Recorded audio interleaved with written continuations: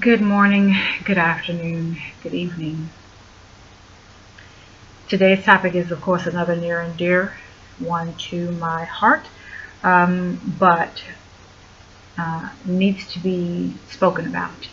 Um, so let me go ahead and get started. The title is The Definition of Rape.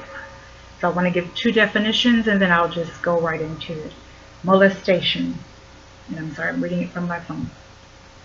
The crime of sexual acts with children up to the age of 18, including touching of private parts, exposure to genitalia, taking of pornographic pictures, rape, inducement of sexual acts with the molester or with other children, and variations of these acts by pedophiles.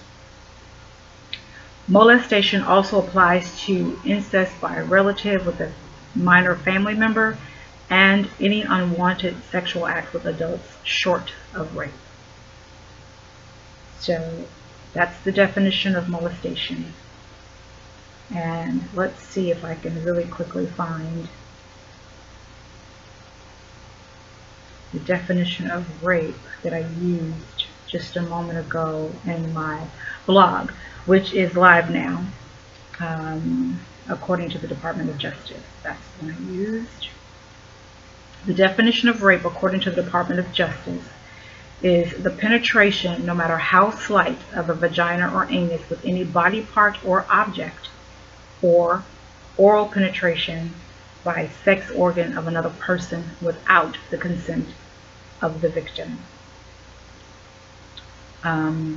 So let me go ahead and get started, because I've been reading some things that have just been very disturbing to me, and I can't clearly understand the mindset behind it. I can only think misogyny when I hear some of these things. Warped minds, mental illness. There's got to be something mentally wrong with these people when they say it. And this, of course, is just my opinion. I'm not trying to say that my opinion is the majority opinion, because I don't know. I've not taken a poll. I have no idea what the majority of society thinks about this. But this is my opinion. This is my story.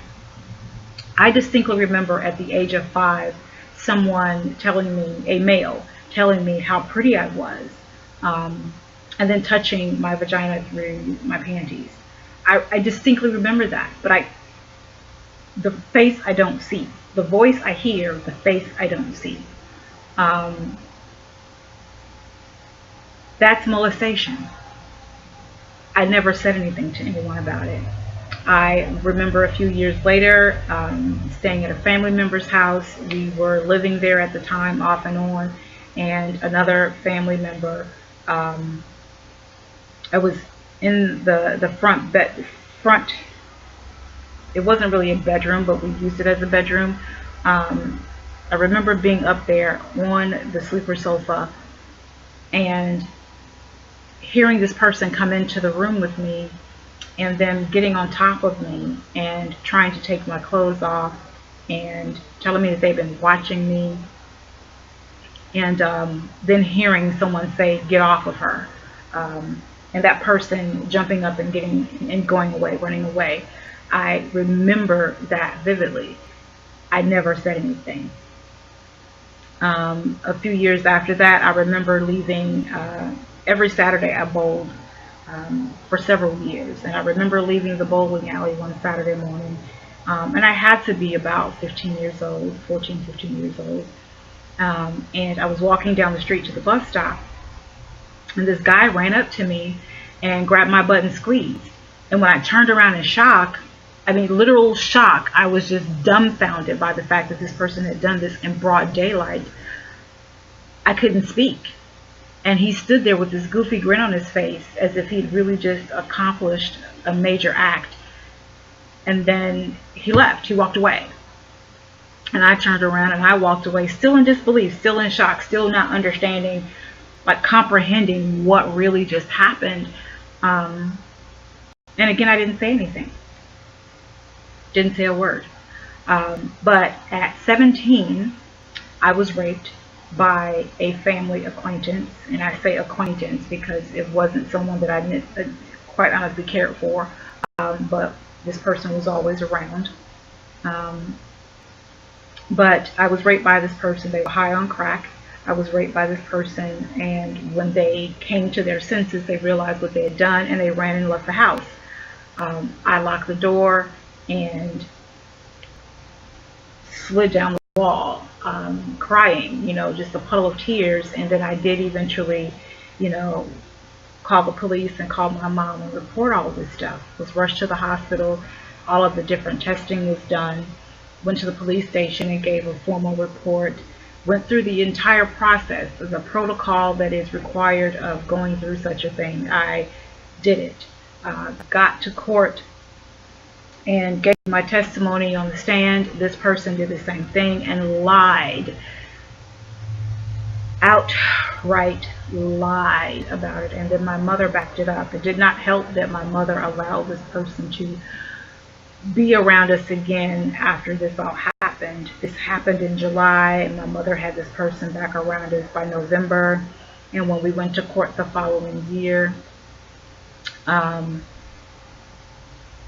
all of that played a part in that person getting off. And so I shut my mouth again. I didn't talk about anything again. I had finally spoken up about something that happened to me that should not have happened, and I was the one punished. I was the one punished for it, because on top of them lying on the stand and my mother backing them, this person's family did not believe me, and there was talk all over our building, because at the time I was living in a high-rise. There was talk all over our building about what had happened.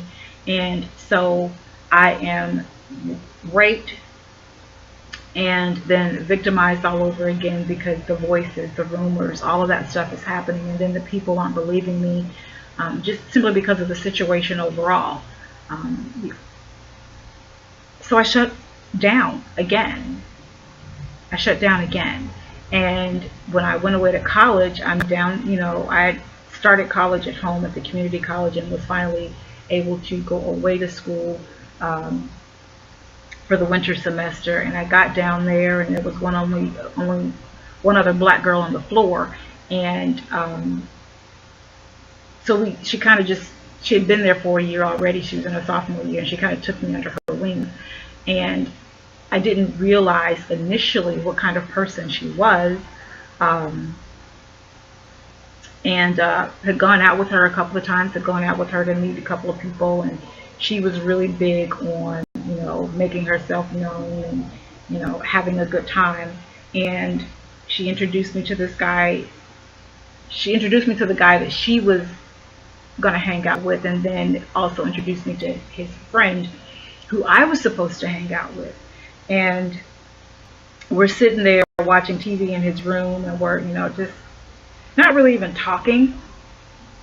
Excuse me, it was small talk, because it was an awkward situation for me. Here I am not knowing that this is, someone that she wants me to hook up with, so it was kind of weird for me. It was awkward. But apparently there had been a conversation had without my knowledge that I was going to put out that night. So we're sitting and we're talking, and then the next thing I know, we're lying in bed. And this was, cell phones weren't really popular then, so it wasn't like I could just call her up and say, girl, this isn't what I'm all about, and I need to be able to get home. I had no idea where I was, didn't know how to get back to my room, so I was basically at his mercy, in his bed, in his room. And the next thing I know, he's inside me, and I'm, lying there with tears rolling down my face, because it wasn't what I wanted. It wasn't what I had planned. And I felt like I was between a rock and a hard place, because I, again, did not know where I was, did not know how to get back to my room. It was completely dark, and I was in a strange town. So I was stuck. I was stuck. And after it was all said and done, and she came back to the room to get me that next morning, I never said a word. I never said a word. No, I take that back. I did ask her if that was something that she had planned, and she said no, it just kind of happened that way. But the way she said it, and the things that she said around it, let me know that no, she had actually planned this whole thing. Her date was, dependent upon her getting this guy a date. So, but after that, I never said anything else. I never said anything else about it. Didn't tell anyone else about it. So to hear people say, and when I say people, I mean those of prominence, those of affluence, saying that these are things that they do to people, specifically women.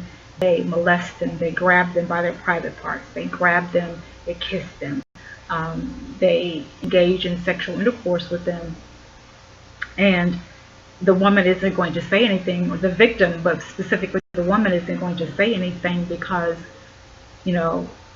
he's rich, or he's famous, or both.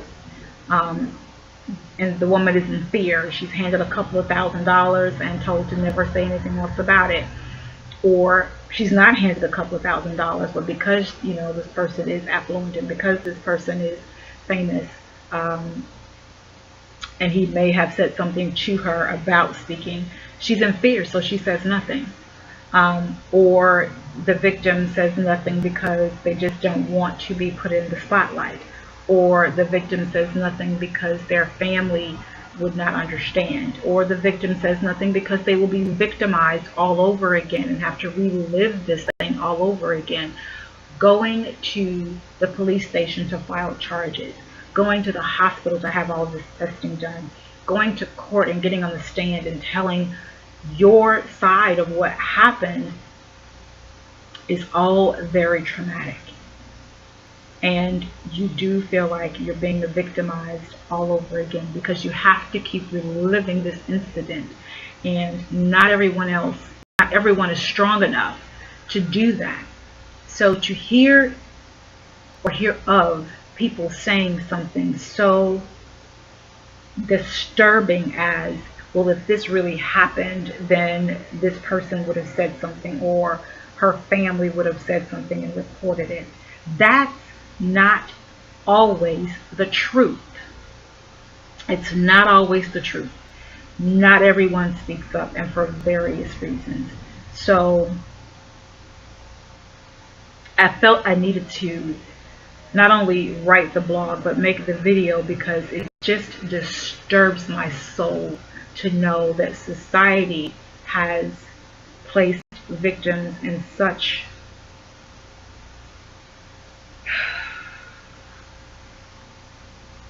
a vice. They place them in a vice, and they're squeezing, and they're making it difficult for those who have truly been victimized to speak out. And yes, there are people that lie about being a victim. There are people that lie about being molested and lie about being raped, just because the other person has some influence or some fame, or just because they want to damage that person's reputation, whether they have the influence or fame or not. Yes, there are people that lie about that. Women specifically. There are people that, and I keep saying women specifically because men can be raped as well. So let's get that straight. Men can be rape victims as well. But speaking from a woman's point of view, I want to keep saying, or I am going to keep saying, women specifically. But yeah, there are those that lie about it, but that's a different story altogether. That's a sad commentary altogether, and would require more time. And I don't have that time to invest right now. So it really just overall disturbs me when I hear these things. And I've told my story before. I've put my story in my book. I have written about my story before on other social media platforms. So it's not like I'm saying anything new. I'm not revealing this, new secret. It's out there already.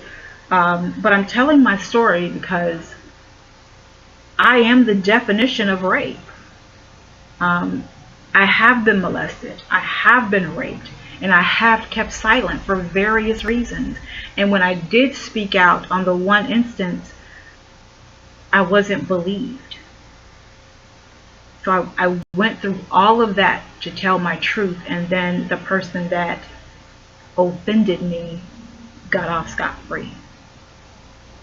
In the legal sense, got off scot-free.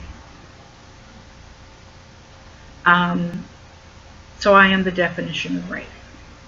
And there are many others out there that share my story. You know, they have the same story or something very similar. They are definitions of rape. And I just want people to get that understanding. We don't always tell. We don't always feel safe in telling.